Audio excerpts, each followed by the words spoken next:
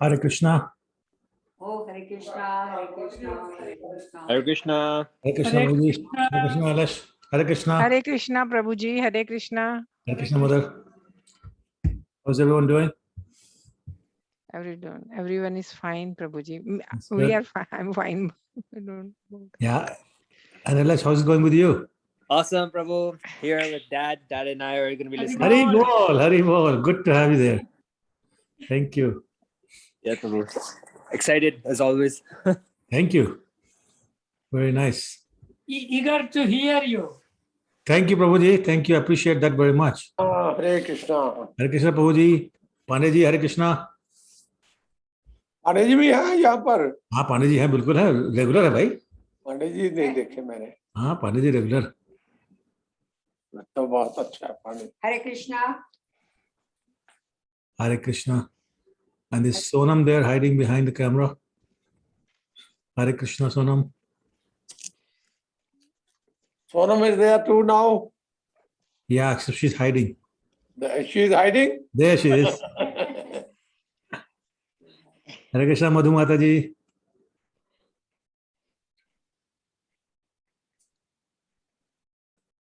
And Chaitanya has joined us today as well. Welcome.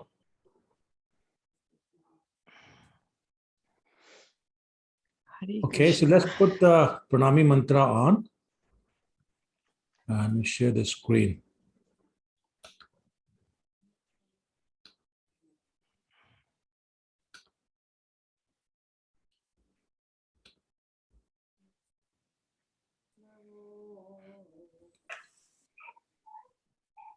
Alesh, do you feel bold enough today? Yes, Prabhuji. Okay.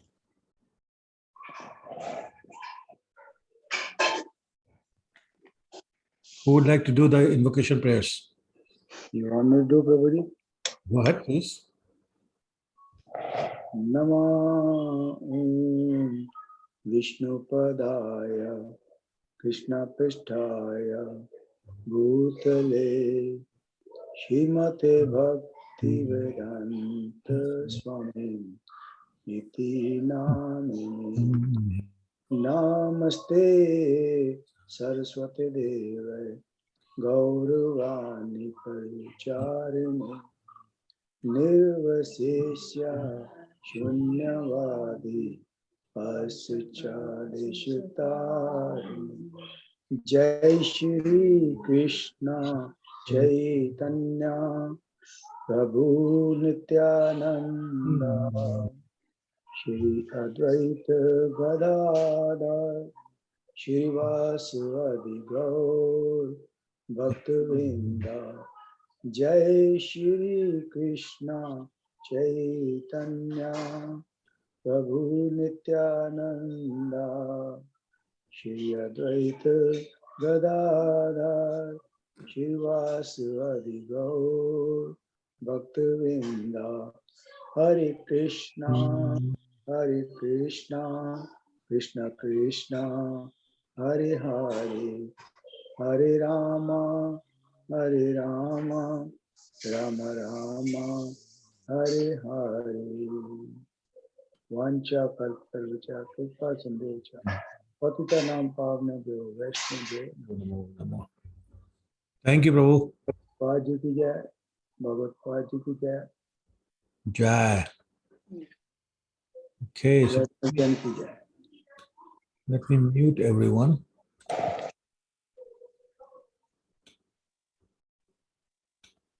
And please try to keep yourself on mute. Actually, Ashok Kashyap Prabhu is here, so can I give you the responsibility, Prabhuji? Yes, Prabhuji, yes. Thank you, Prabhu. The host. Ashok Krishna.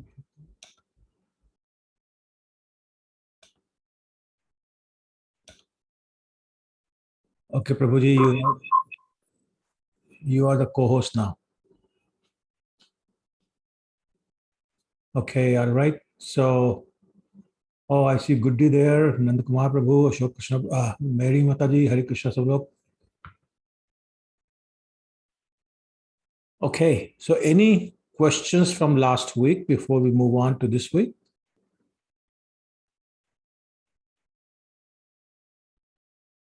No, okay, entirely clear. That's beautiful.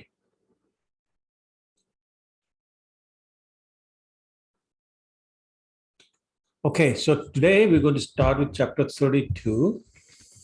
If you recall, last week we heard Gopi Geet, which is basically the song that the gopis sang, where they expressed their, really heartfelt emotions.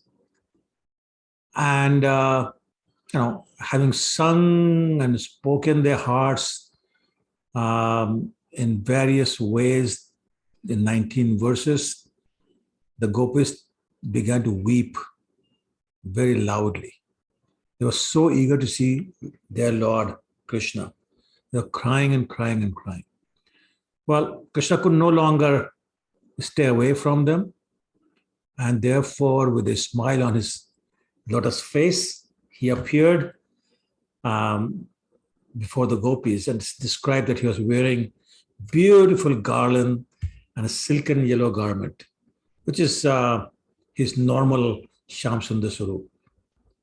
Anyway, so you can imagine the reaction that the gopis would have after so much missing him, searching for him, singing about him, crying for him. Finally, he's there. So they all stood up at once as if their life has come back, as if like their prana, life air, has re-entered their body. Now you can imagine, if you can just visualize what the gopis might be doing at this time, and try to visualize also as I describe their actions and reactions in the next couple of minutes. I think your enjoyment of this pastime would be that much more. The more you can visualize what's happening, the more you'd enjoy this wonderful pastime, which only can have auspicious effects on us. So now, some of the gopis, they were so overwhelmed with this ecstasy at seeing him, they grasped his hands. Others placed their arms around his neck, or some gopis took his arm and put on their shoulders. And some others accepted the remnants of the betel nut that he was chewing, and basically took it from his mouth and ate it themselves.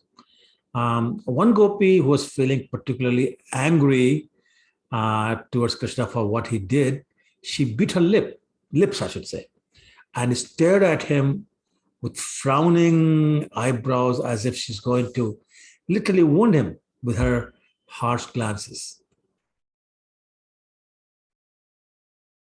But they're standing there doing all these things I've just described, and they were just gazing at Krishna. But to them, gazing at Krishna, what a wonderful opportunity, or I should say as wonderful an opportunity as it is, it was not satiating them, because they were so attached to Krishna. Even continuously gazing at him did not satisfy them. So one of them then, through the path of her eyes, placed Krishna within her heart, and then closed her eyes as if capturing him, that I'm not going to let you out anymore, and embraced him within herself again and again and again and again and again. Became totally absorbed in that transcendental bliss of Krishna captured in her heart, and she's embracing him in her heart. Those are some of the ways they dispelled the pain they had felt because of their separation from their Krishna. So after some time, when things kind of settled down, Lord Krishna took the gopis to the bank of Yamuna, where the gopis made a seat for him out of their shawls. And after he sat down, they just looked at him. I don't even know how to describe. They would just look at him with great amount of love in their eyes. Only those of you who have had that opportunity with anybody in the world can maybe understand 0.0001% of what they were feeling, because they were looking at Krishna. And they were, in their own way, they were honoring Krishna by glancing at him with playful smiles. and they were gesturing in a, amorous way with their eyebrows. They were massaging his hands and feet, as they held his feet and hands on their laps. However, even as they were doing all these things and they were worshiping Krishna, they felt, a little tinge of anger and hurt that Krishna had disappeared from among them.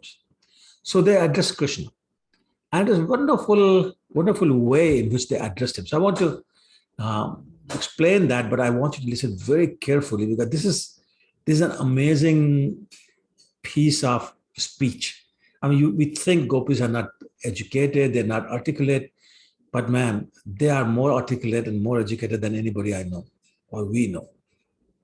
So the gopis said, Krishna, help us understand. Some people reciprocate the affection only of those who are affectionate towards them.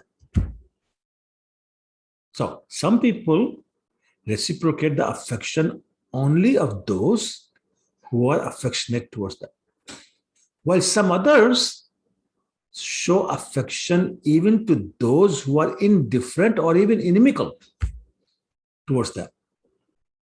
So that's two. And then they said, third, there are others who will not show affection toward anyone.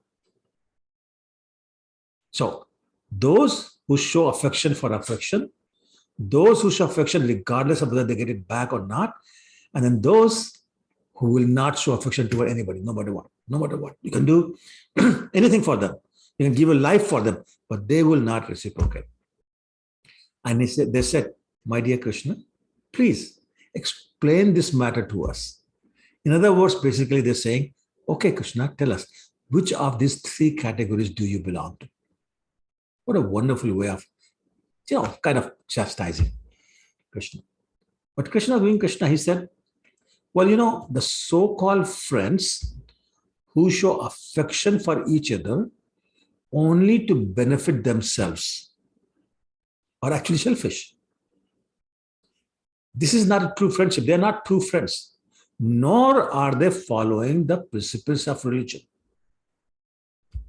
And frankly, he said, frankly, if they didn't think there was any benefit in this relationship for them, they will break the relationship. They will not reciprocate no matter what you do unless there's some benefit for them.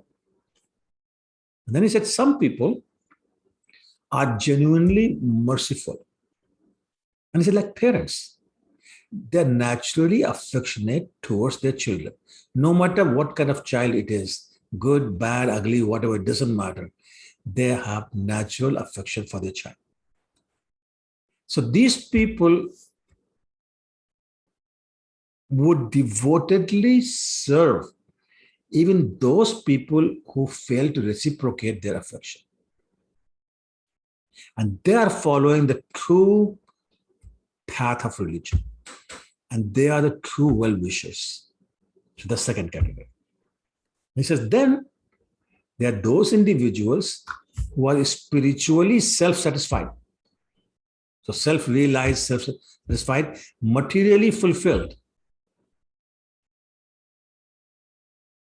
Or they are by nature ungrateful, or simply envious of superiors.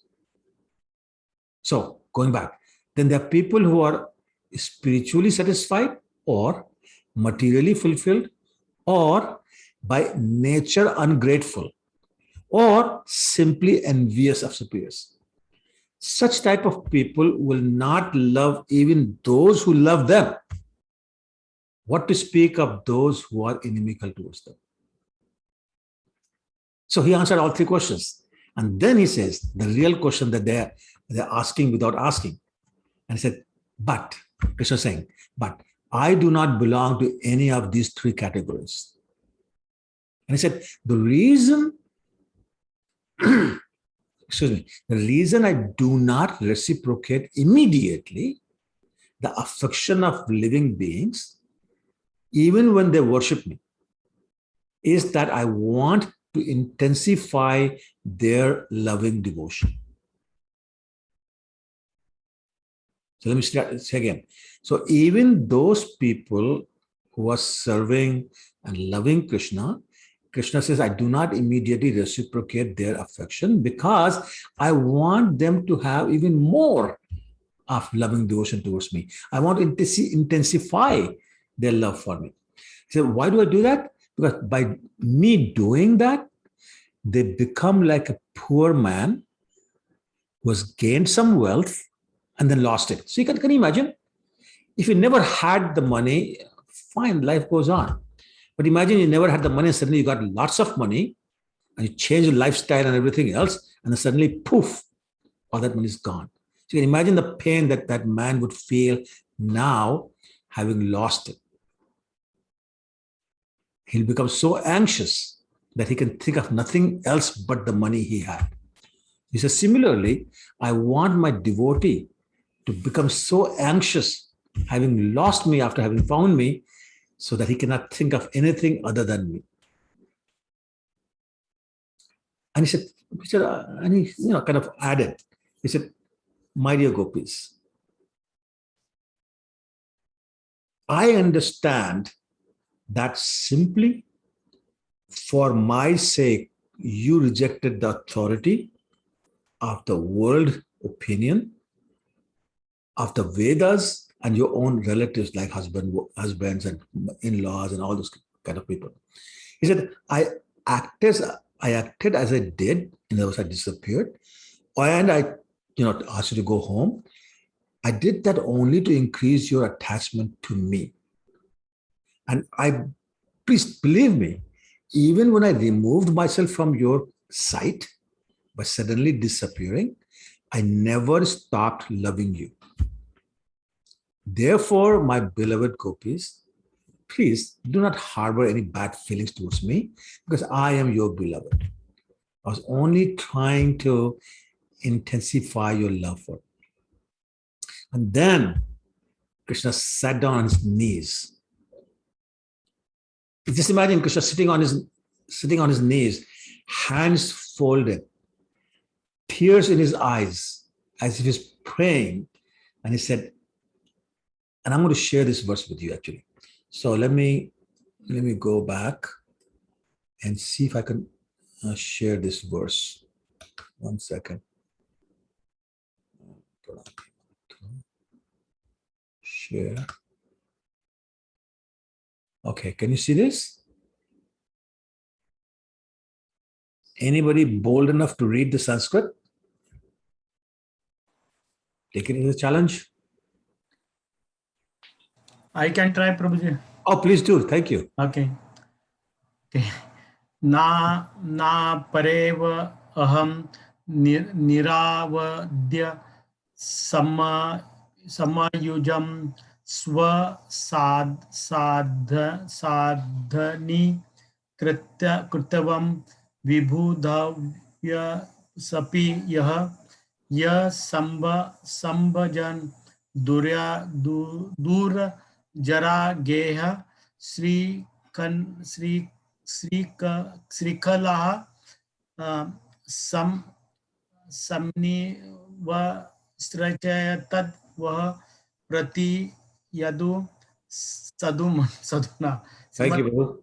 8.32.32. Yes, thank you, Babu. I am not able to repay my debt for your spotless service, even within a lifetime of Brahma. Your connection with me is beyond reproach. You have worshipped me, cutting off all domestic ties which are difficult to break. Therefore, please let your glorious deed be your compensation. Thank you, Babu. So, this is Supreme Personality of Godhead, Krishna, speaking here. And in Bhagavad Gita, chapter 4, text 11, what does he say? Je jatha mam prapadyante, tams tatha bhajamyaham. He's saying, as you surrender to me, I reciprocate the same way. But here, the gopis are totally surrendered. But the problem is they don't want anything in return. So Krishna says, I want to give you something in return, but you don't want anything. And then he says, you please me by your service. So therefore, I want to please you by my service. However, you don't want service from me and you don't want to be pleased. You only want to please me. So what do? I'm stuck. Somebody please tell me this is clear, because this is the most important part of today's discourse. Somebody say no if that's clear. Somebody say yes if it's clear. Prabhu, it's clear. Yes. Okay, great. I'm very happy to hear that. Okay, so Krishna is saying that I want to please you, but I can't please you by pleasing you. Because the only thing that pleases you is when I am pleased. So therefore, I can only please myself to please you. How do I do that? So therefore, I have no way of returning to you what you're doing for me. What you're doing for me is spotless service, which means pure devotional service. But you won't let me serve you. So therefore, I have no way of returning the debt I feel towards you. I mean, you even cut off all your domestic ties, right? As translation says that. Domestic ties are like, my relationships with my husband, my wife, my parents, my in-laws, my children, society, uncles, aunts, neighbors, etc., etc. They're so difficult to cut. He said, Durjar Grah Shrankhala, the second line of the verse, which means these shackles of material relationships are very difficult. Durja means very difficult to break. But you break them. You are the epitome of Sarvadhamana Parityaja. I mean, I can't even imagine Sarvadhamana Parityaja going to this extent where you say, okay, everything gone. In my life, there's nothing but Krishna. I only do for Krishna. He says, that's the point you're at. So how do I reward you? I can't. Therefore, even if I live as long as Lord Brahma. Now, how many earth years is that? Life of Brahma? 4.3 billion years? No, lifetime of Brahma. Oh, lifetime. 311 trillion years. trillion years. Trillion years. So that's I would say a long time, no? And he's saying, even if I live that long, I cannot repay your debt. So therefore, please, and remember, Krishna is on his knees, hands folded, eyes full of tears. And actually they're flowing like crazy. He's saying, therefore, please, let your own glorious deeds, which is your service, be your compensation.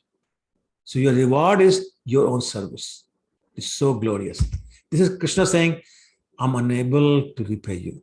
The supreme controller, the supreme owner, the supreme proprietor, supreme enjoyer, the best friend of everyone saying, I'm sorry. I have nothing to give you. I cannot pay you for your service. This is what the relationship of the Lord, the Supreme Lord, is with his pure devotees. He's totally helpless. He says, I can't do anything. So I'm going to pause and I want to make sure this point sunk in. We have to understand this point that Krishna says, your devotion is so pure, so unalloyed, so selfless. I cannot repay your debt. Therefore, I will always be in your debt. Imagine Krishna saying, I'll always be in your debt. Krishna is freely giving whatever we have, Krishna has given us. But he says, this reward, I don't have anything. Okay. And that just shows the supremacy of the gopis and their love and their devotion, their surrender. I mean, the supreme most. Those of you who are on the Wednesday classes, we've been talking about the supremacy of the love of the gopis. And this is the height of pure devotional service when Krishna says, I got nothing for you. So I'll just stay in your debt. Which means, and what does that mean, by the way? Let's just talk about that for a second. What does that mean that I'll be in your debt? Somebody use different words and tell me, what do you think that means? So, Prabhuji, Krishna saying basically, when we do, say, for example, you're doing so much for us and we can't pay anything to you. We are in debt, Prabhu. Yeah, but in different words, tell me in different words, what does that mean? In different words. Don't use the word debt. Just some other words. What does I that? can't repay you back, basically. Okay, all right. Anybody else? So Krishna meant that a devotee is greater than himself. Yeah, absolutely. What else? So he's saying that no matter what I do, but there's nothing that will make you happy. So the only... Nothing will be equivalent. Yeah, nothing will be equivalent to your service. So what else option do I have? But Okay, so let me rephrase the question. Just imagine one of you who owes extreme amount of debt to somebody. How does your interaction with that person go in your daily life? You're always humble, always Yes. down to earth. What else? If he Worship. asks you for something, what will you do? Always Worship. oblige. Go ahead. Okay, Sonam, go ahead. I'm saying Krishna is indirectly saying that slave is a wrong word. No, that's the right word.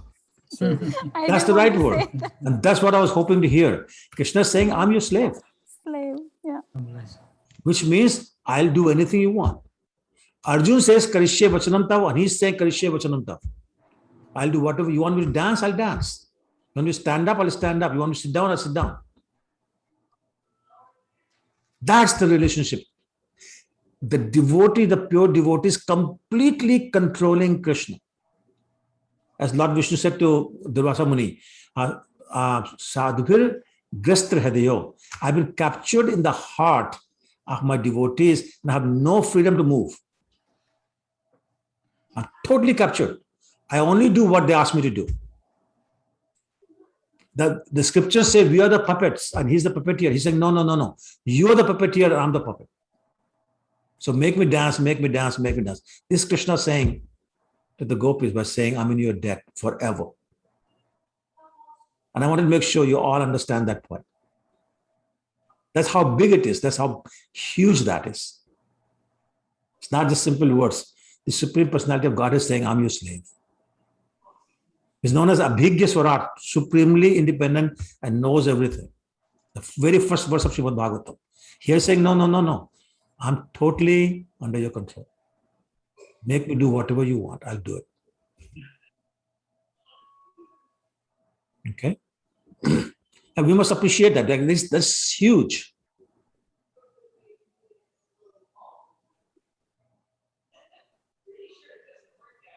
Okay, all right. Any questions before I move to the next chapter?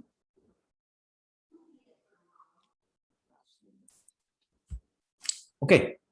So when the gopis heard that, so you can imagine, gopis are very sweet, tender-hearted, pure-hearted people.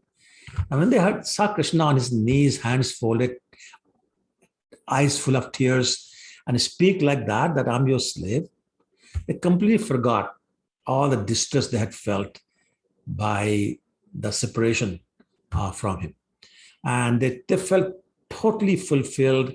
They felt all their desires had been fulfilled. And there was nothing else that they could ever ask for in the rest of their lives. And then Krishna said, okay, let's all stand up, let's dance. And then the real last dance began. Once again, as I was describing, can somebody remind me how they were dancing? What was the format? What was the formation? What were they singing?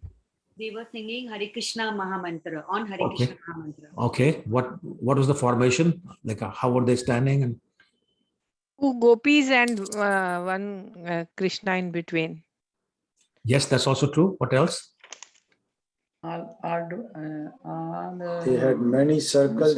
Yes. Yes. So many concentric circles, and they're all dancing, linking, holding each other's hands, and Krishna, and dancing and singing Hare Krishna Mahamantra. So they started that again. And of course, as you were saying, he expanded himself, got between each pair of the gopis, placed his arms around their necks, and same thing as last time, each gopi thought it was only, Krishna was standing only with them. He was not with anybody else, only with them. And they became, instead of puffed up this time, they became totally intoxicated with their enthusiasm to enjoy this dance. They began singing, dancing, and gesturing amorously, and it's going on. Their sweet voice filled all the 10 directions. All the 10 directions. And it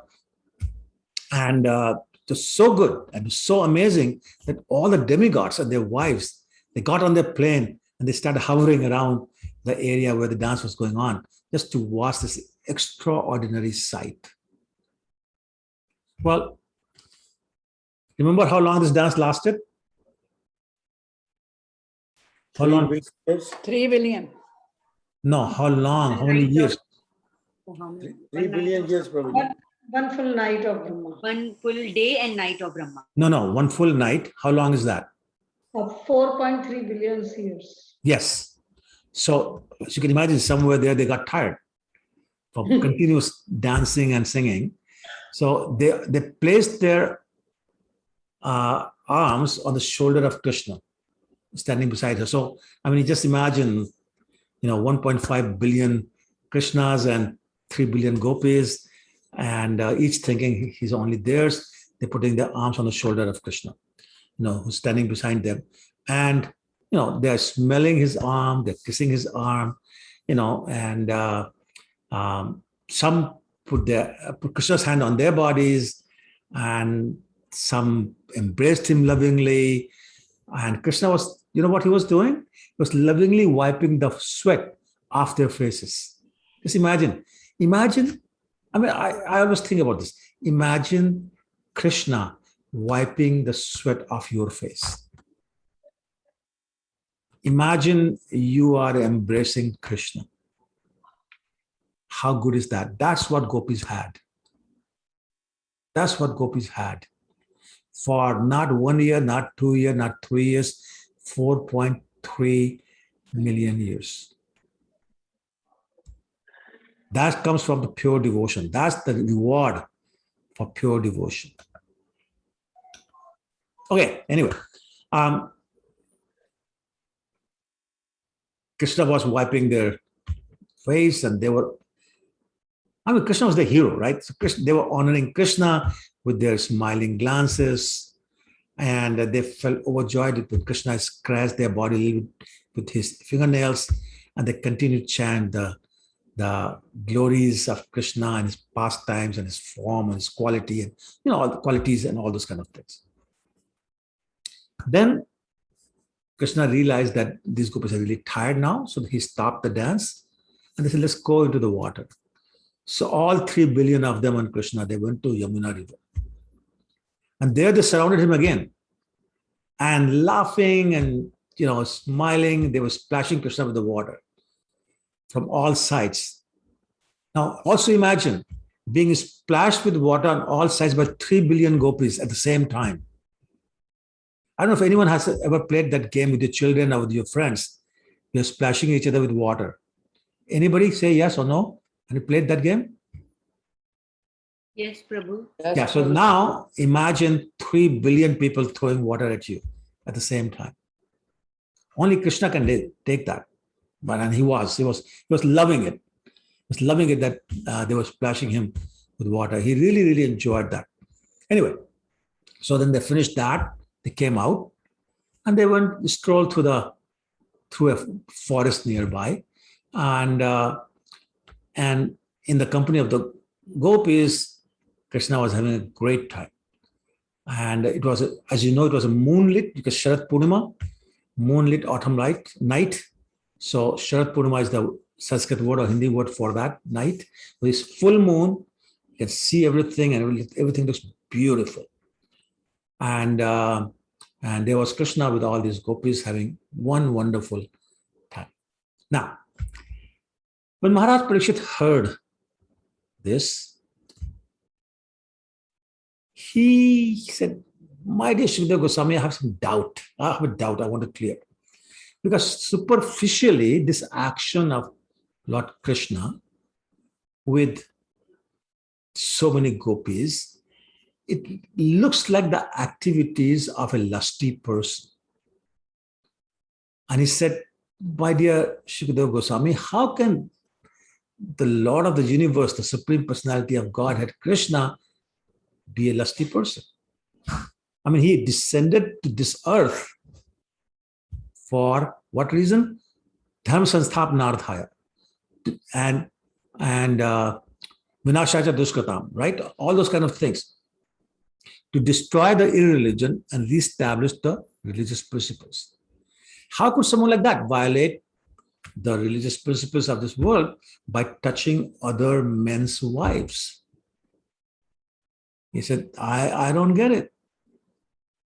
So Shukadeva Goswami looked at him and he said, my dear Parikshit, understand one thing. The status of powerful controllers is not harmed by any apparently audacious transgression of morality. So they can transgress apparently, audaciously, transgress the morality of this general world. But these so powerful people are like fire. Now, fire will burn anything. It will devour forest after forest after forest. But fire itself does not become polluted. Similarly, because Krishna is the absolute enjoyer, supreme enjoyer, the Rasika Shekhar, such pastimes as this can never be contaminated by any faults. In other words, Krishna cannot be contaminated. These activities are transcendental. He can do it, but he's the only one who can do it. He says, if anyone other than the Supreme Personality of Godhead, Krishna, tries to enjoy such pastimes, he will suffer the same fate. And I love this example. He'll suffer the same fate that someone other than Lord Shiva would suffer if he attempted to drink an ocean of poison. So imagine, think of the pastime. Lord Shiva, after churning of the ocean, when the first thing came out was this unbelievable amount of poison. Lord Shiva drank it all and held it on his throat, because of which the throat turned blue and is known as Nilkant, the one with blue neck. He can drink that much poison and survive. If anybody else tries it, he will not. Similarly, if anyone other than Krishna tries to do that, he'll be destroyed. So don't get confused. We're talking about Supreme Personality of Godhead who can never become contaminated because it's above, it's transcendental to anything mundane, including mundane desires. So okay, I'm going to, as a matter of fact, the chapter actually ended by saying that anybody who listens this whole pastime of spontaneous loving attraction of the gopis for the Lord, his desire, the listeners' desire for material sense gratification would be destroyed at the root. Jad se khatam ho jayegi, be destroyed at the root.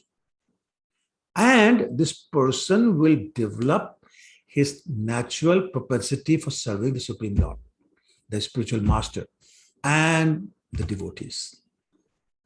So simply by hearing with attention about this loving pastime and the attraction of the gopis for Krishna, a person's material desires for self gratification will be destroyed at the root. And that person will develop his natural propensity, the natural inclination to serve the God and the Supreme, and the Guru and the devotees of the Lord. That's how powerful this pastime is, that just listening to it can give you those results. Okay, so I'm going to pause, see if there are any questions or comments or any realizations you want to share.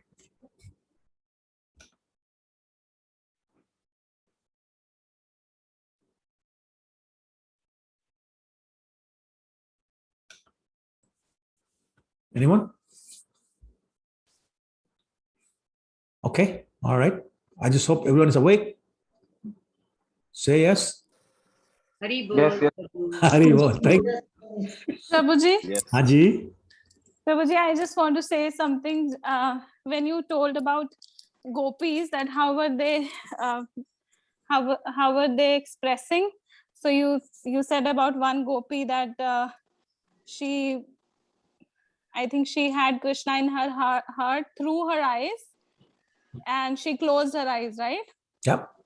So I was just thinking, the songwriters in mundane world, I think they also take things from there, because I've heard this line in a Sufi song, which says, "Aan basoy nana mein palak dhap to hilu."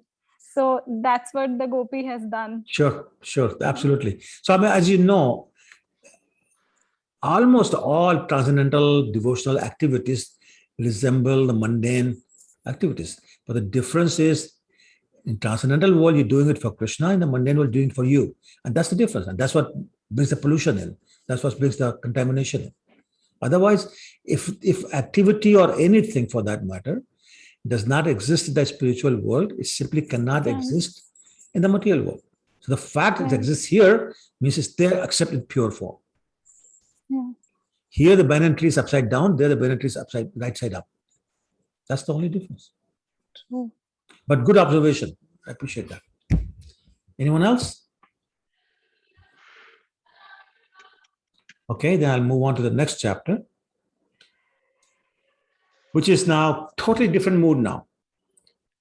This chapter is about how Nanda Maharaj was once captured by a snake. And it also talks about another demon by the name of Shankchul. So what happened was that once Nanda Maharaj took all the Gopas of Vrindavan, people, adults, I should say, not the boys. Some boys also. They went to a place called Ambikavan. It's in Gujarat. And there's a very wonderful temple of Lord Shiva there. So they went there to celebrate Shivaratri. Now, can anybody guess what mode of transportation they must have used in those days? Anyone? I'm sorry? Train. Bullock cart, yes, absolutely. Bullock cart. Yeah. I read it. I forgot. So they went on bullock carts.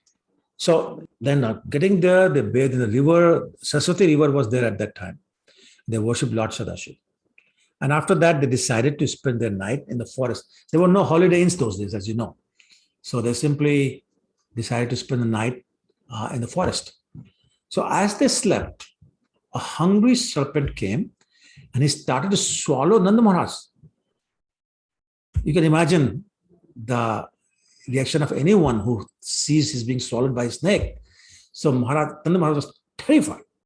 And he started crying in distress, saying, "Oh Krishna, my son, please save me." And he called himself surrendered soul. Please save this surrendered soul. So everybody woke up, all the men woke up and they immediately ran towards the snake and they started beating up. They had these torches for light. So they started beating him up. So you may have seen these torches, like this bamboo stick. On top of that is something that looks like a broom. And then on that is the lamp. Actually, the broom itself is made of wicks. So it's burning. And so they started beating the snake with those sticks. And there must have been hundreds of them. I don't know how many were there, but at least hundreds of them. but no effect on the snake. And he did not release the Maharaj. So then Lord Krishna came and he saw what's going on, and he simply touched the snake with his lotus foot. As soon as he did that, the serpent he gave up his reptilian body and he appeared in his original form as a demigod. So Lord Krishna said, "Sir, please reveal your identity. Who are you?" And he, with his folded hands, said, "My dear Lord, in my previous life, I was a Vidyadhar. By the name of Sudarshan, I was the leader. And I was known all over the world for my beauty. And because I was a celebrity, I used to travel all over the world, feeling, great about me. I'm such a, wonderfully good-looking person. Nobody can compete with me, kind of thing, And he said, while traveling like that on my plane, once I saw a great sage named Angira sitting there with his disciples. Now my Lord, this Angira Rishi was very ugly. And because I was so proud of my beauty, I laughed at him. Said, "Look at you, man, look at me." So his disciples took an offense to my insulting their guru, Angira Rishi. So they condemned me to become as ugly as a snake. So there I am. And then when I begged them for forgiveness, they said, "Okay, fine. We'll stay in the body of snake until Lord Krishna appears, and then we'll become liberated from this body." So having said that, he offered his obeisances, his prayers, and taking Krishna's order, he went back to his own abode. So the question should be, so what does that snake represent? So according to this book called The Demons in Vrindavan Leela, it says the snake represents the rescuing the truth of eternal Krishna consciousness, which has been swallowed by impersonalists. So the snake is kind of representing the actions of the impersonalists who basically hide the truth of eternal Krishna consciousness. They give all these silly different examples which hide the true meaning. So this is rescuing the truth of Krishna consciousness from the impersonalists, the snake-like impersonalists. Okay, any questions? So that's the end of that pastime. Okay, I'll keep going then. So another time, there was this Holika Purnima festival, which is holy basically. How do we celebrate? What do we celebrate on the same day as Gaura Purnima. Very good. Yes, God Purnima. Of course, it wasn't being celebrated at that time because Lord Chaitanya had not appeared yet.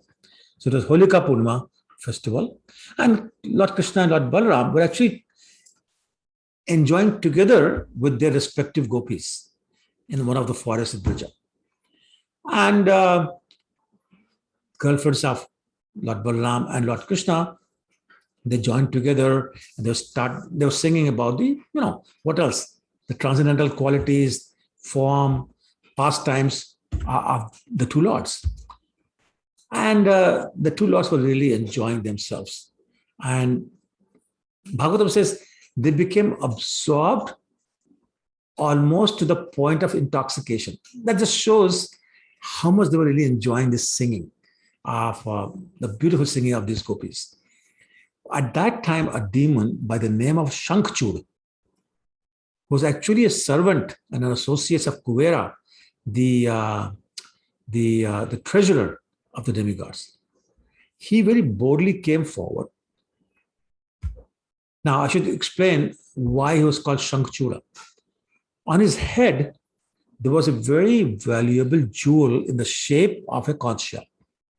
So conch shell is Shankh, and Chura basically means an ornament. So this conch shell, was an ornament resembling conch shell, was on his head. So that's why he's given the name Shankhchura. Anyway, and he was very puffed up of his own power and opulence and wealth and all those kind of things.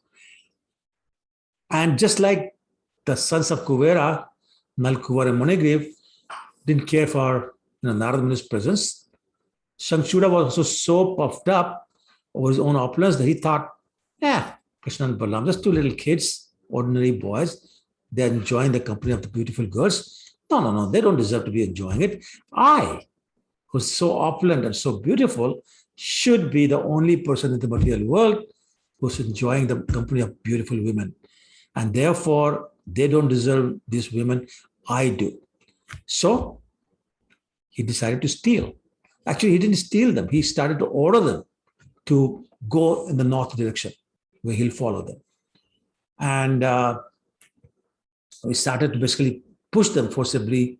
Those who were not willingly walking, he started abducting them. And the gopis called out. They said, Krishna, save us. Balaram, save us. What's going on here? So Krishna and Balaram, saw what this guy was doing, Shakashuda. So they started chasing him. And Krishna said out loud, gopis to the gopis, don't be afraid.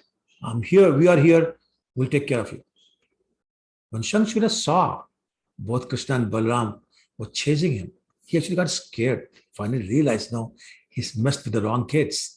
So he immediately left the gopis aside and he ran for his life. And Lord Balaram said, I'm going to stay behind with the gopis, take care of them, make sure they're no longer scared. And Krishna, you go. So Krishna said, great. So he started running after Shakashuda and very swiftly approached him. And with a blow of his fist, he removed the head and the jewel on the head of Shankshuda. So he died. Krishna picked up the jewel, came back, and in the presence of the gopis, he presented it to Lord Balaram. You deserve this more than I do. You're my older brother. He presented that Shankh to him. Now, so who does Shankshuda represent? Before you ask, I may as well answer that. Shankshuda represents the tendency to acquire name and fame and desire for sensuous enjoyment. But it does so under the plea of devotion. So there was Shankshuda in front of Krishna and Balaram. All the activities should be devotion.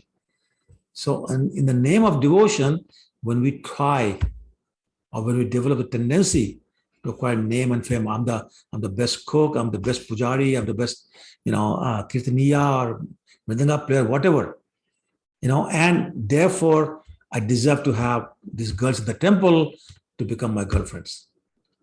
That is the Shankshuda tendency. And clearly, we have to avoid that. So I'm going to pause again. That's the end of that pastime and see if there's any question or comments.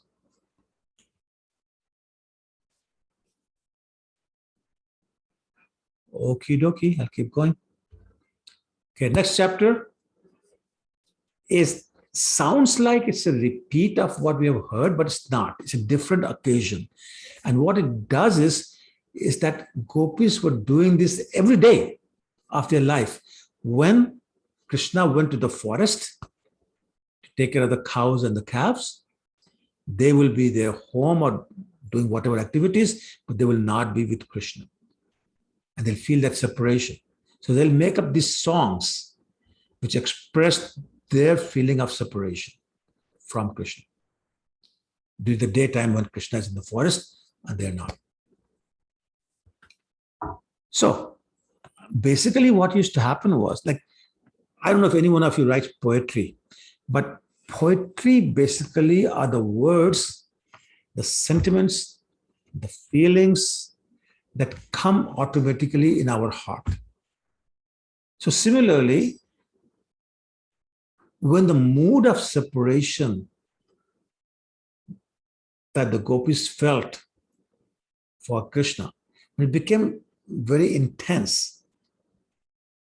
Then Krishna's names, forms, qualities, and pastimes spontaneously, automatically manifested in their hearts, and they'll make up songs of those.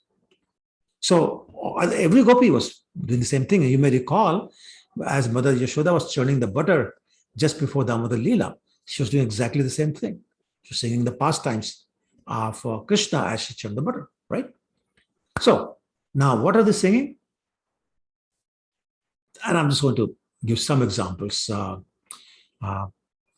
The beauty of Krishna attracts the mind of everyone.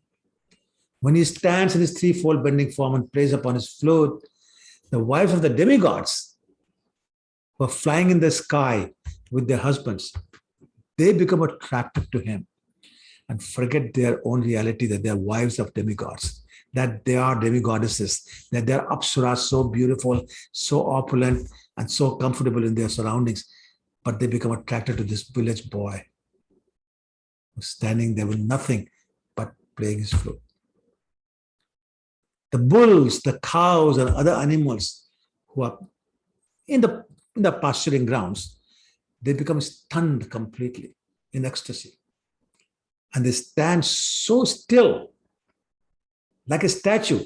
And some cows, some calves, they actually have grass unchewed between their teeth. And they stand there. So there's grass sticking out of their mouth. They're not chewing it. They're standing stunned like statues. They appear like somebody draw a picture on a piece of paper. Even the rivers stop flowing. And actually, it used to happen. The river would start flowing, and therefore there'll be columns of water. Because water is coming from behind, it's collecting in one place, will stop flowing. So it rise up with columns. And then they say, when Krishna calls the cows names by blowing on his flute, as I was saying last time, Krishna's flute was Krishna's cell phone. That had every cow's and every gopi's phone number. So he plays flute, and every gopi and every cow, every calf will hear their name one by one. And they're saying, when he does that, even the trees and the creepers which are embracing the trees, they become so ecstatic of love that their limbs display the eruptions of what we call sap. The sap starts to pour out. It's pouring down like torrents of tears of a person's eyes. Everyone is affected. Even the cranes, the swans, and other birds, when they hear Krishna's flute, they simply close their eyes as if in deep meditation. Even the clouds in the sky, they gently rumble, as if they're imitating the sound of the flute vibration. And even great authorities in music, people like Indra, Shiva, Brahma, they become astonished. They start looking at their musical books and saying, where is that tune? Where is that raga? It's not in our book. Where is it coming from? And forget about human beings, forget about the demigods, forget about the birds. The female deers, they become so anxious to offer everything they have to Krishna. They start to follow him, just like we follow him. So in other words, they're basically imitating us. What beautiful songs they were making up. And no wonder they felt so much ecstasy. Any questions, comments on that? Okay, we'll keep going.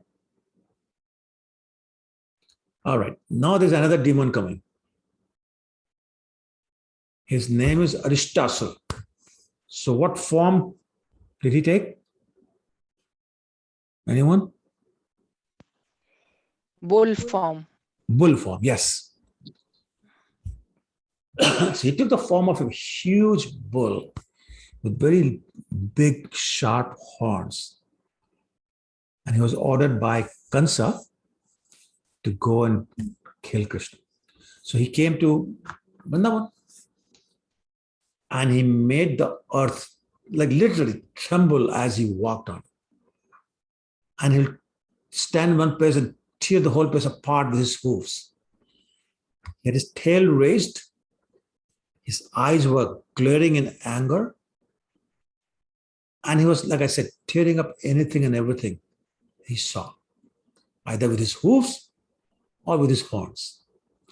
And he was so big that Bhagavatam describes that the clouds hovered about Aristasur's hump. They thought it was a mountain, so they were hovering around it. And when the cowherd men and women saw this demon, I mean, you can imagine the terror they must have felt in their heart. And then when he roared, it so frightened the pregnant cows and gopis that they actually had miscarriages just from his roaring. And so you can imagine, everybody in the village was scared, totally terrified out of their wits when they saw Arishtasur. But the Krishna noticed that. So he told them, don't worry, I'll take care of it. I'm here. No need to fear him. Just go about your business. I'll take care of it. And then he called out to the demon, Arishtasur, like challenged him. This little boy, Krishna, challenged this huge bull whose hump is touching the clouds. And he's saying, you fool, what do you think you're doing? You rascal, you're frightening my community. You're frightening my people. And above all, you're frightening my cows and my calves.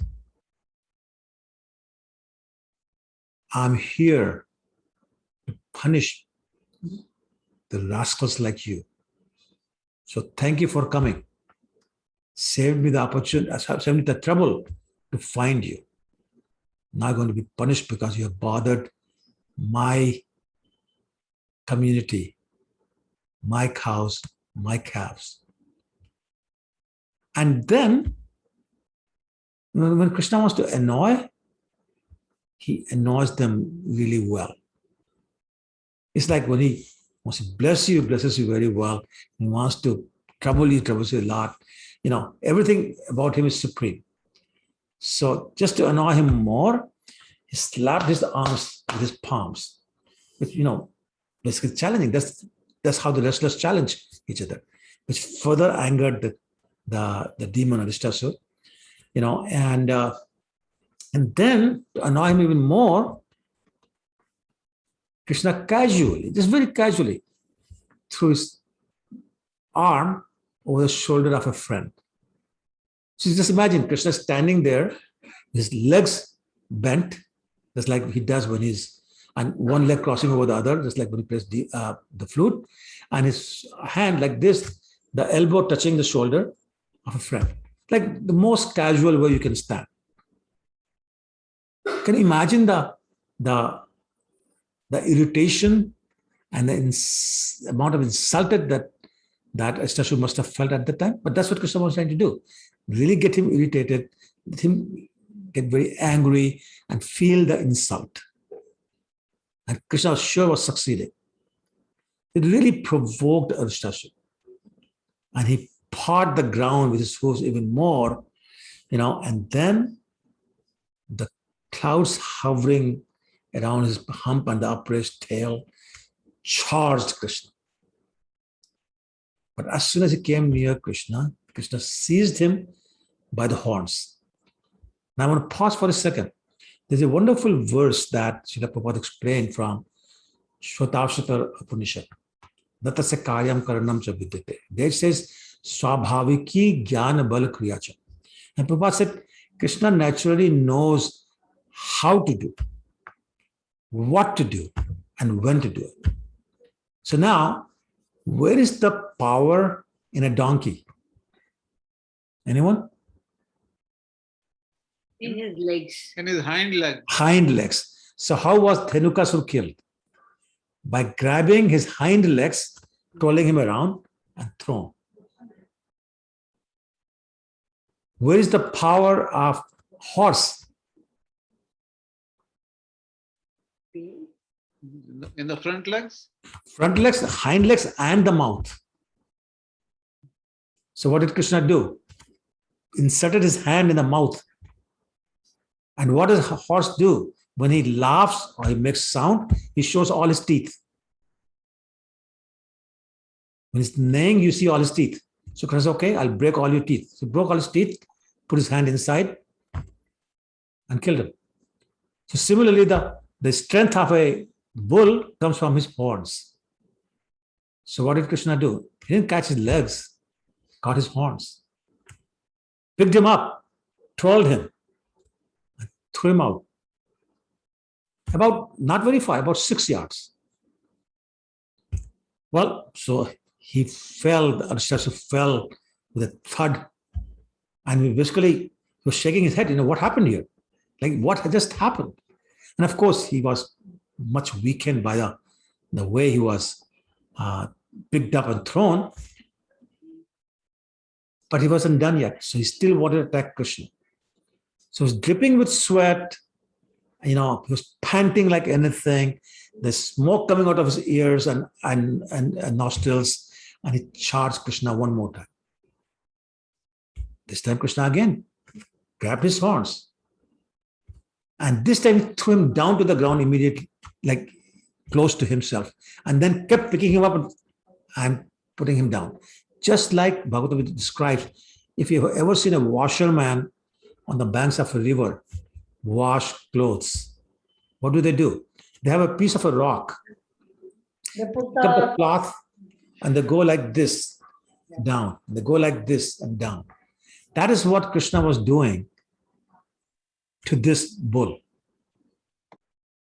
And then he broke one of the horns and started, literally, like using it as an ice pick and poking it in the body of Arishtasur. And then he started kicking him with both feet, one at a time, until Arishtasur said, okay, enough, and he gave up his life. So,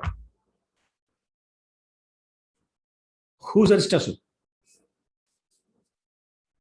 Arishtasur is pride,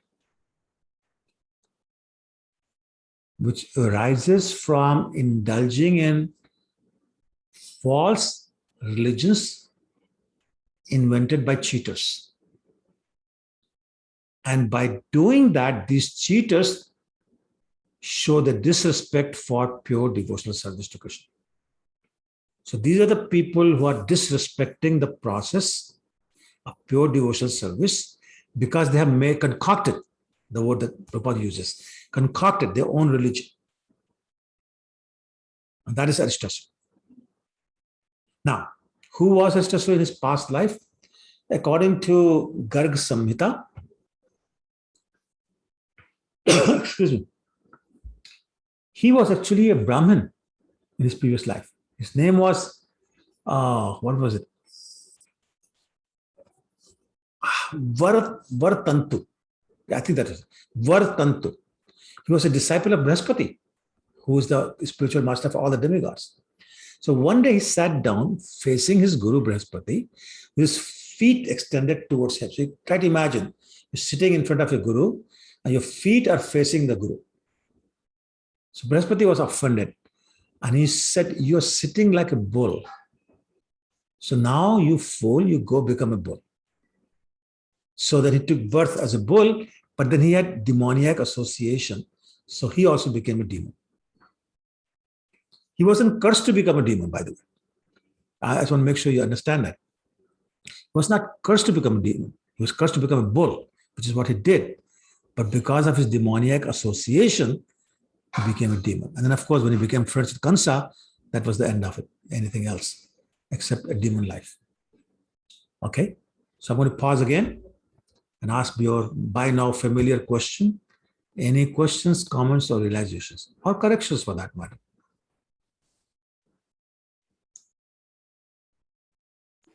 Okay, I'm praying everyone is awake. No corrections. Sorry? No corrections. Oh, okay. Thank you. Okay, so let's move on to something different. One time, Narad Muni visited Kansa. And actually this time he told Kansa that Kansa, my dear King Kansa, Krishna and Balaram are not Nanda's sons, I should say. But they are the sons of Vasudeva. Like he told him, they are sons of Vasudeva. And he said, that it was the fear of you that prompted Vasudeva to put these two boys under Nanda Maharaj's care. And then Narad Muni reminded Kansa, and remember, you're going to die in their hands. That's the prophecy. So not only told him who they were, they also reminded him that he's going to die in their hands. So now anybody wants to answer the question, why would Narad Muni do something like that? Yeah, Aditi? Yeah? He wanted to, what do you say? Provoke. He wanted to, speed up the process because Krishna was enjoying. He would never get, he was enjoying so much that he would never leave Vrindavan. But he has appeared to kill, to punish the demons and to please the devotees. So he has to do work ahead. So he just, I don't know, expedite, how do you say? Expedite, yeah. Yeah. To do that, he told him. Okay, that's very good. Anything else? That's a correct answer, by the way. Is there anything else? Any other answer?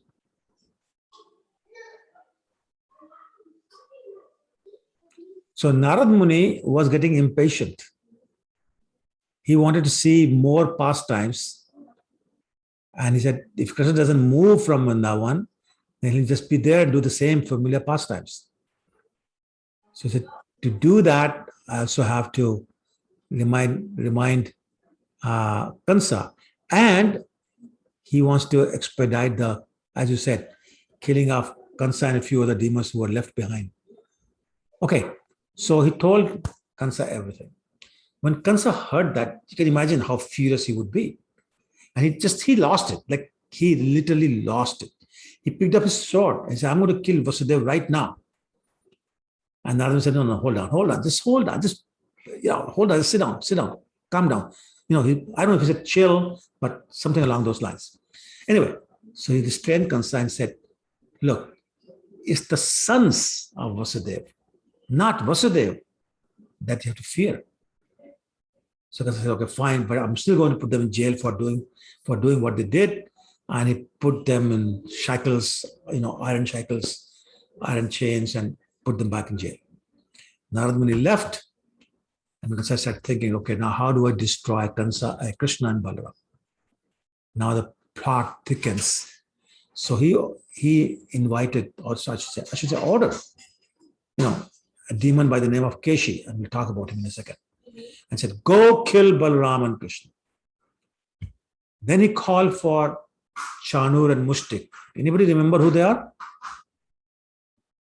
Restless? Restless, yes. Chanur, Mushtak, and their brothers Shal and Toshal, and instructed them to organize a bow sacrifice, Dhanush Yagya, where some animals would be offered to Lord Shiva and sacrifice.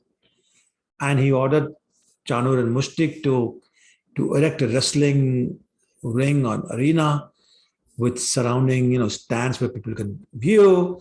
And he said, invite all the residents of Mathura and Vraja, Vrindavan and all those kinds of places, to see this competition that's going to be there.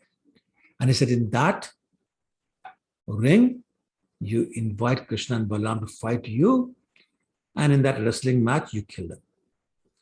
And then he ordered the driver of a very famous elephant. Anybody remember the name of the elephant? Yes, Kovaliyapid. Yes, Kovaliyapid.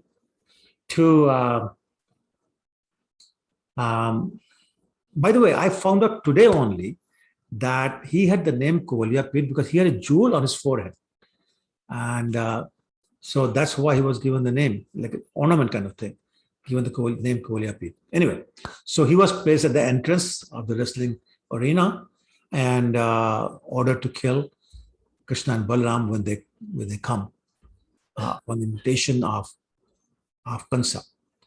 And of course, then he called Akrura, an uncle of Krishna and Balaram, and nicely spoke to Akrura and said, you are so good, and then that, and said, can you please go to Vrindavan and bring Krishna and Balaram to Mathura? Invite them, invite them on my behalf to this show we're going to have and the bow sacrifice we're going to conduct. So you go. Of course, Akrura understood what Kansa has in his heart, but Akrura also knew the identity of Krishna and Balaram. So he was only too happy to carry out Kansa's order. And so Akrura returned home. He said, next morning I'll go. In the meantime, these demons, Keshi and Vyomasur, who had been ordered by Kansa to go kill Krishna, they showed up. So first, Keshi. What was the form that Keshi took? Horse. A horse, yes. So Keshi took the form of a huge horse and he went to Braja. As he approached Vrindavan, he was neighing, just like the Arishtasur was roaring, horses neigh. So he was neighing, and his neighing terrified everybody. And everybody started looking for Krishna. I mean, whenever they were in trouble, they looked for Lord Krishna. So Krishna came out and he saw the demon and he came forward and challenged Keshi. Hey, come closer. If you have guts, come closer to me. Why are you standing so far away? I mean, of course, Keshi was angry to hear that. Said, this little kid, has such audacity to challenge me like that. And he charged Krishna. And first he tried to kick him with his front legs. But Lord basically grabbed hold of his legs, twirled him around a few times, and threw him some distance. The Bhagavatam says distance of 100 bow lengths. I don't know how long a bow is supposed to be, so I don't know how that translates into yards, but Bhagavatam said 100 bow lengths. So some distance. Not very far, but some distance. Well, and actually that was enough to make Keshi unconscious. But after some time, he regained his consciousness and once again furiously charged Krishna. This time his mouth was open because he was panting like anything. And he came near Krishna. And Krishna simply thrust his left arm into his mouth. Now Keshi tried to bite the arm, but he can't bite Krishna's arm. And suddenly Krishna's arm got red hot like an iron rod. And he started to expand in size more and more and more, choking him completely, just like he had choked Aghasur, but he choked him with his whole body. Here he was choking Keshi Asur simply with his left hand. And in extreme agony, Keshi gave his life. And Krishna removed his arm, just like nothing has happened. And just, being just normal, standing there calmly, no pride at having killed a demon, no bragging, no looking at everybody who's appreciating me, just calmly standing there. And the demigods, as they always do, they came, they saw, and they showered him with the flowers. And they glorified Krishna with their prayers, and they went away. So who does Keshi represent? Well, Keshi represents the thought, I would say a very vain thought, very puffed up thought, which says, I'm a great devotee, I'm a great guru. It also represents the false ego that can arise from one's attachment to his wealth and material accomplishments. So that's Keshi. Thinking I'm so great as a devotee and a guru, and being puffed up of our wealth and material accomplishments. So once again, according to Brahma Vaivat Purana, in his previous life, he was a person by the name of Suparsvaka. I hope I'm saying it right, Suparsvaka, I think.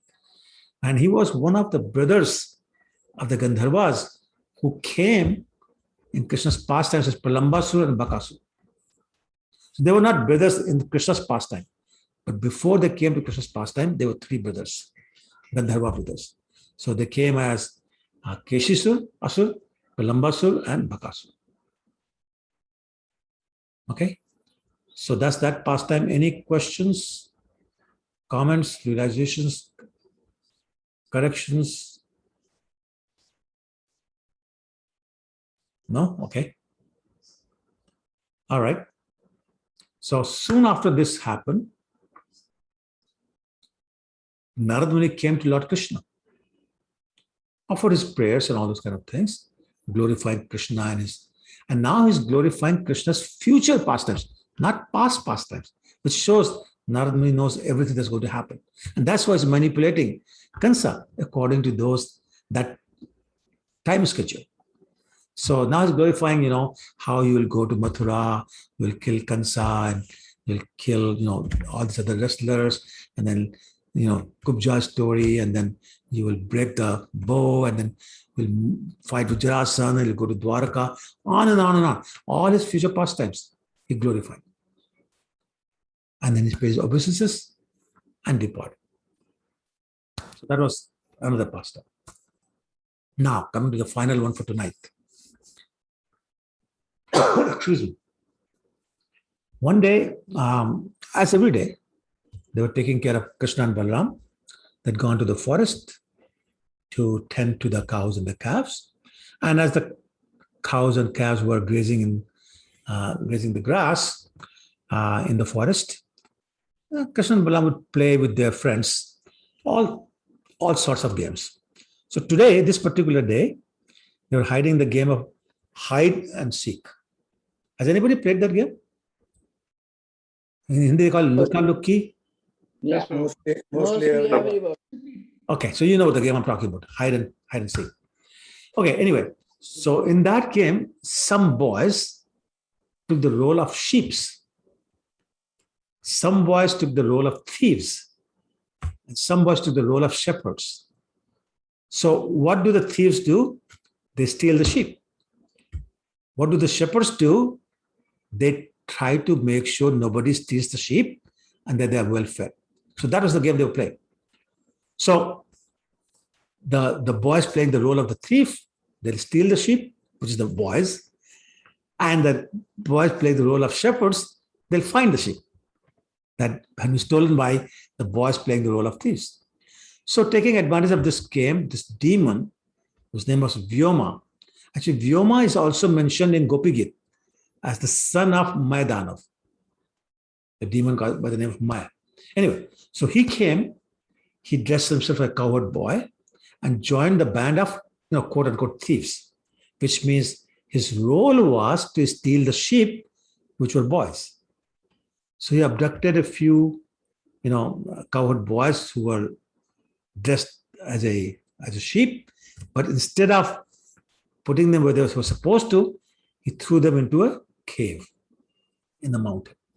And he kept doing this, and he would block the entrance to the cave with a big stone or boulder and come back and join the group and keep stealing the boys. Finally, to the point where only 4 or 5 boys were left. And Krishna said, wait a minute. I see this demon and I can see what he's doing. So immediately ran after him and killed him. No fancy fare, just fanfare, just get it over with. So that was the end of Vyomasur. So now who does Vyomasur represent? He is representing the association with thieves and other rascals and with people who call themselves avatars. I'm God. So this is the association with the thieves, rascals, and real rascals who say they are God. And the killing of Vyomasur, just going along the same theme, illustrates the need to give up the company of thieves and rascals and the impostors who claim to be God, or even those who disguise themselves as devotees, but they are not. According to Garg Samhita, in his previous life, he was actually a great devotee king. His name was Bhimarath. He was the king of Varanasi, Banaras. And, in that life, after some time, he renounced his kingdom, went to the forest in Malaya Hills to perform austerities. But one day he was doing that, and Pulastya Rishi came to his hermitage, and he had many disciples with him. But Bhimrath was so engrossed in his meditation, he did not welcome Pulastya Muni properly or his disciples properly. So Pulastya Muni cursed him to become a demon. But when he apologized and explained what was going on, he blessed him that he'd be liberated by Krishna.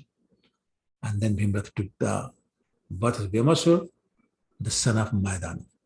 Okay. This is the last demon that Krishna killed in Vrindavan. So no more demons killed in Vrindavan. So I want to share with you an advice that actually Bhaktivinoda Thakur gave to the world. And he said, and please listen to this carefully, very, very important point. The devotee who worships the holy name should first petition the Lord every day. For what? For the strength to cast out all these unfavorable tendencies. So let me repeat this.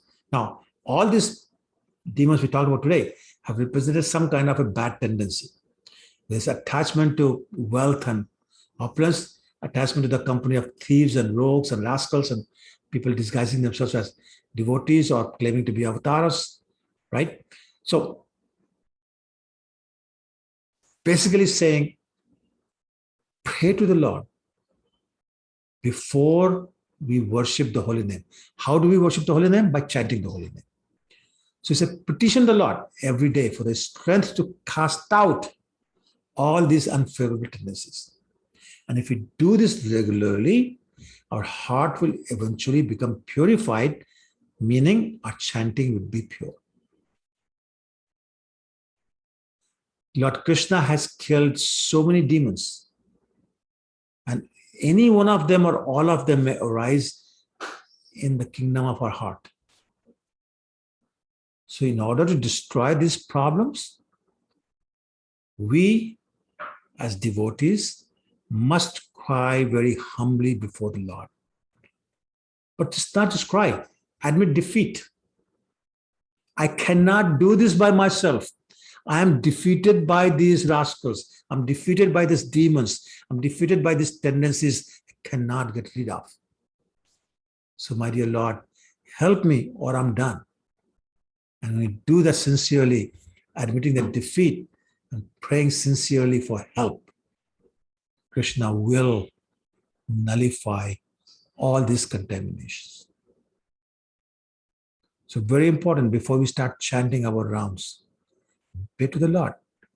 Please, my dear Lord, remove these demons which are in our heart as anarthas, as contaminations, as bad tendencies, as these mundane desires. Please, kindly, I'm begging you, I cannot do this on my own. You, please, show your causeless mercy on this rascal by removing these anarthas from my heart. Please help me chant your name in a pure consciousness. Please help me chant your name sincerely. Please help me chant your name just so Radharani may engage me in your service. So I'll stop there. Next, we'll talk about Akrura's arrival to Vrindavan. Take it from there. Questions, comments, corrections, realizations, or just tell me to shut up.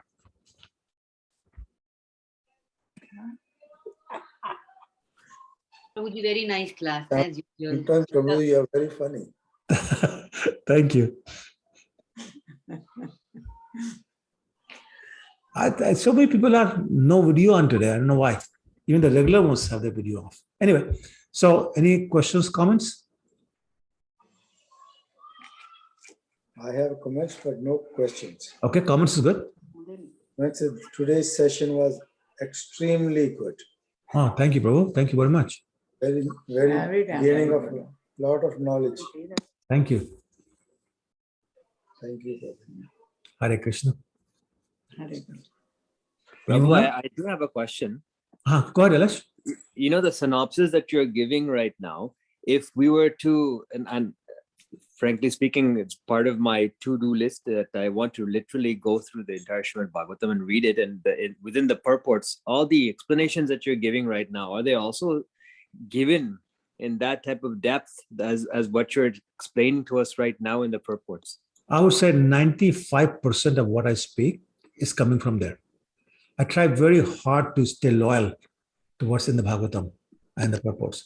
5% things that are not in there, I add from other scriptures, but 95% from there. So yes, you will see everything I'm talking about in the Bhagavatam.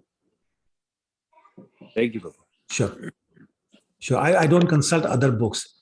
If I know something that is supporting what's said, then I may add. Otherwise, I just stay as loyal as possible. Thank you, Hare Krishna. Sure. Thank you, Hare Krishna.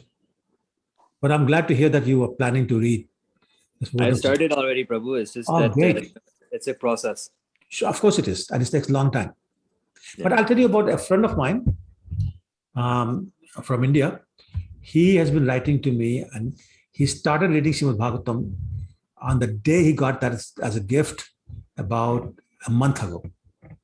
Maybe 6 weeks, not more than that. And he sent me a note yesterday. He's already on the 4th canto. He says he's reading it 2 hours a day, every day. Wow. I mean, that's sudden. Like, we went to school together. And he was always into sports and movies and joking around and pranks and this and that. And this guy sitting there 2 hours a day, every day, reading Srimad Bhagavatam. That's something. That shows that company of devotees makes so much difference. So he's in Noida, and the temple, he goes there. He must have some association there. And there you are. Unbelievable. Very unbelievable. Thank you for sharing that. Good motivation. Yeah, absolutely. Absolutely. Hopefully for all of you. I know some of you are already reading it, but for those who are not yet. Okay. Any other questions, comments? Thank you. Thank you, Mother. Thank you, Prabhuji. Thank you. Okay. All right then. Thank you so much. Thank you so much, Prabhuji.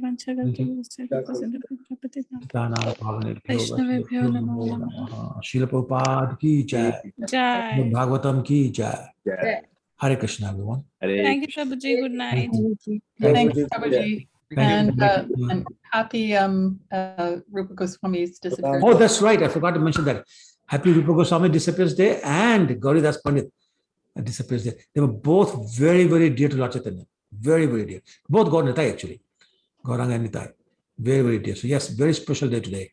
I hope you had a chance to meditate upon them even for a couple of minutes. Very important. I mean, Rupa Goswami, as you know, he is our guru.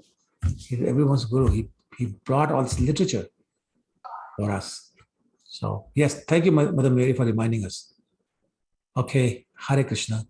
Hare Krishna.